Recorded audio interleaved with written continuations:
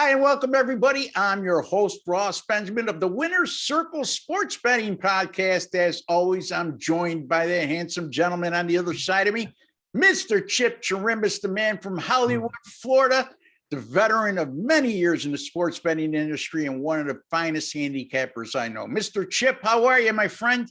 I'm fine, Ross, and thank you for that. And, the NFL's been great with our top plays. We had Indianapolis on Sunday, now 4-0 with our A-play Megabuck winners with our top play, and we've got another big one this Sunday. Very good. Any thoughts from what we saw a week ago? Any particular betting items that came up to you that stuck out to you that's worth the sake of conversation for the viewers?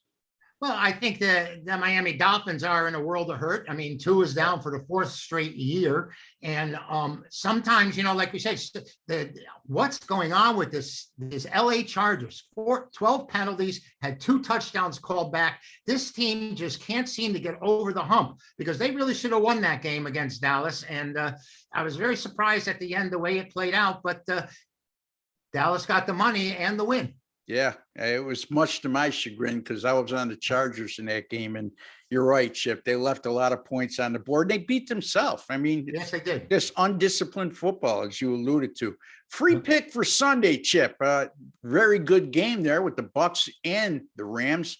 I'm interested to hear your take on this game because it's a pick 'em. That means it's pretty damn tough. But I know you're up to the task, my friend. Yeah, thank you very much. This has got to be the game of the year already in week 3. I mean, the 2-0 Rams against the 2-0 Super Bowl champion Bucs. Both clubs are 1-1 against the points. And Tampa Bay has really been able to move the ball. They gave up 4 turnovers against Dallas and still won week 1. And last week, it looked like it closed down against Atlanta to 3 points, whatever it was, with 4 minutes to go. And then bang, within like 2 minutes, a minute and a half, 2 defensive touchdowns, and they covered easily. But, Tampa is having some struggles, and I don't mean Tom Brady struggles. They're averaging 67 yards on the ground. Now, that's playing right into the Rams' hands, I believe, and the Rams are only giving up 338 yards a game defensively, and it looks like the Tampa Bay has given up over 400 yards defensively. Now, granted, they played Dallas and Atlanta. They played 2 great passers, and the Rams don't quite have that same passing attack. And that's why I think even though Tampa Bay is averaging 39.5 points and the Rams are averaging 30.5 points, I think this game goes under the total. I mean, Tampa's been the beneficiary of 5 turnovers in their 2 games. The under is gone. The under is 0-7-1. Excuse me. Yeah, the under is 7-0-1 in the last 8 meetings between these. Excuse me. What I mean to say is the Rams are 7-0-1 in the last 8 meetings. And the turnovers were the key, and I think that they're going to look to control the ball here. They don't want to get into a shooting match with Brady, who's got 9 touchdown passes already. Yeah. But the Rams' defense is the key here, and I think this game stays under the total, Ross. I really do, and I think Tampa Bay now. Brown is out. He's been called in by the COVID, and there's now I think 3 guys out for Tampa Bay because of the virus protocol. So that may help them. And losing Brown on offense is going to hurt Tampa a bit, I believe, because it seems like aside from Gronk, that Brady really likes going to this guy. And without him there, they're going to lose someone that can stretch the field out and extend the play. So I'm looking for this game to stay under the total. I think the Rams are going to be conservative. They don't want to get to a big match. I mean, you've got Matthew Stafford, who has a tendency in his past in big games to give the ball up. And I think they're going to try and make sure that they control the ball here and not commit the turnovers. Like I said, the Buccaneers, beneficiaries of 5 turnovers in the first 2 games. 6 turnovers in the first 2 games, and yet they haven't been able to do any. I mean, they're undefeated. And I'm looking for this game to stay under the total. I'm looking for the Rams to try and protect the ball for the most part. And I think Tampa may not look to get into a big time scoring match either because it is on the road and the Rams defense is awful tough. I don't think they're looking to make any kind of mistakes here. Yeah, the one thing that really spoke volumes to me that you said was they're only averaging 67 yards per game rushing, meaning Tampa Bay. And my thing is I would say to support what you just said is you don't want to become one-dimensional against the Rams defense. I mean, if you're going to go 70-30 pass run against the Rams, you're playing, as Chip eloquently said, you're playing right into their hands. Yeah. And I think that may be, Brady may be under siege all day long unless they can get any type of running game going. And against that front seven, and you haven't been able to establish the run so far against some defenses that leave a lot to be desired in Dallas and Atlanta.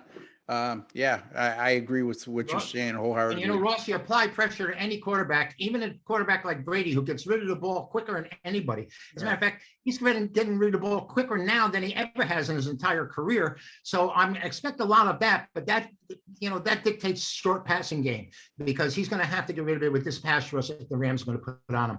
And even Johnny Unitas and the best out there, when you put pressure on these guys, does anyone remember Johnny Unitas? But you put pressure on these guys, they're going to struggle. Number 19, baby, Johnny U. Yes.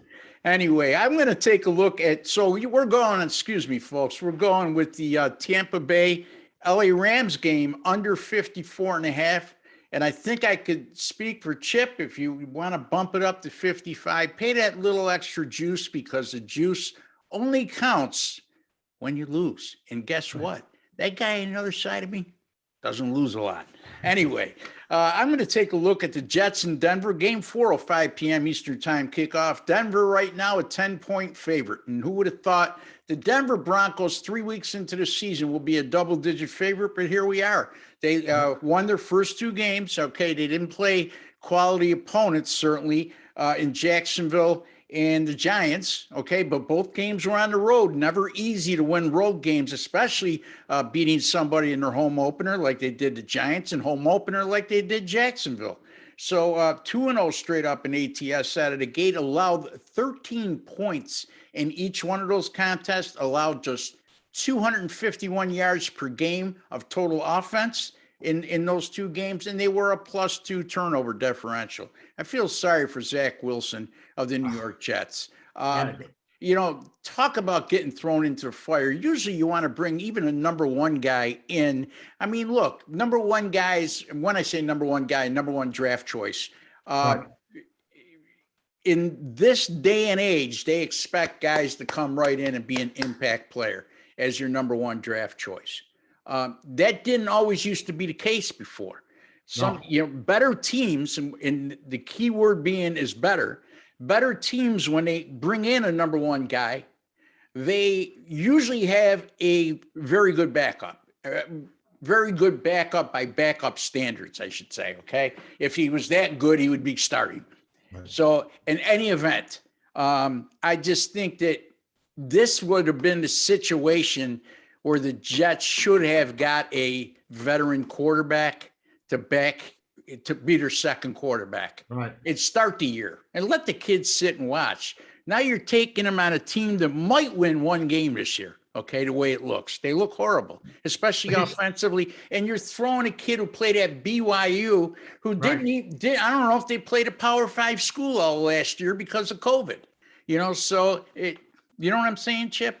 You're a big Jets guy. So I'm not really. He had 4 INTs. The first pass went right through a receiver's hands, tipped up in the air. But the other 3 were balls that either never should have been thrown or they were really poorly thrown.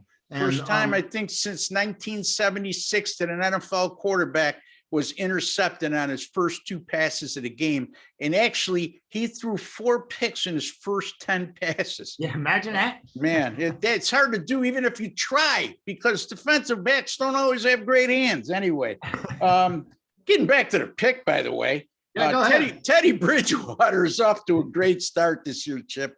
54 out of 70, 77% throwing.